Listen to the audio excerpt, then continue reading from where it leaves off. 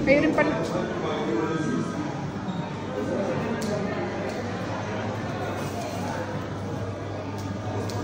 Okay, okay. Lagi may lechon. Lagi may lechon. Bukas na lang ang diet. Oo nga, tama. Ako lechon.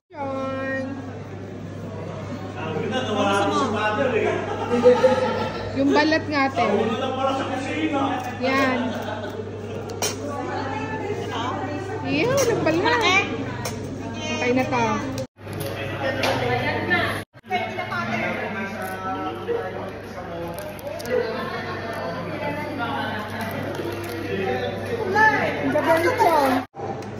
Diba? Kasi na naman ng mga Pilipino kakain. Sarap.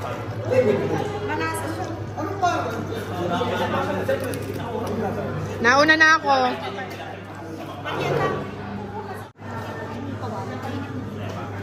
Dito lang ako sa lechon.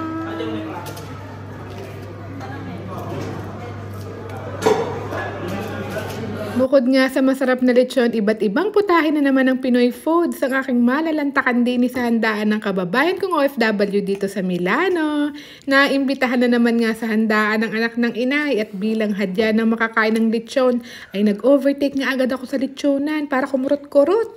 Ginawa ko nga lang yung appetizer, ang lechon na iyan at ako'y napaibe. Pero nang nakapag-warm up na, itong at takisandok na din. Ngayon pala ang sadyang tunay na kainan. Nakakawala talaga ng stress pag ang daming nakikita pagkain, parang sulit yung mga puyat ko sa pagpapadede sa gabi. At naibalik lahat ng lakas ko. At arin na nga lahat ng aking nasandok. Inuna ko nga ring palabok at mukhang masarap. Tingin pa lang ay parang nakakabusog na sa daming pagkain. Kaya tara mga ka-Frenny, kain tayo. Sa dami ditong handa, meron din silang papaitan, may pasabaw. Mapapalaban na naman nga sa kainan, kaya sinimulan ko ng first round. May embutido, kaldereta, chapsuy at sisig. Di pa ako nakakuha ng igado ha, mamaya na lang bago umuwi. Pinaka-dinoy na para din ulit kakain sa bahay. Dini na din nga maghahaponan at hanggang alas 7 naman kami ng gabi dini. Makikibanding pa sa mga kakilala at kaibigan. Pag napagod na sa paghunta mamaya, ay tsaka na ulit ang second round. Inday! Ang sarap ng lechon.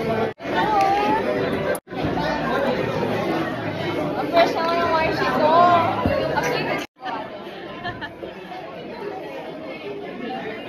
Yung yun, kwanto ah? 18. Ate o. Mamaya niya. Wala ako matutulat.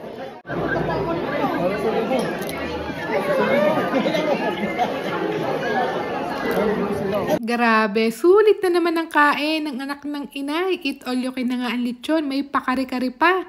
Happy tummy na naman. Sulit ang pag-aanak sa binyag ngayong araw. At yun lang mga ka-Frenny. Thank you for watching this video.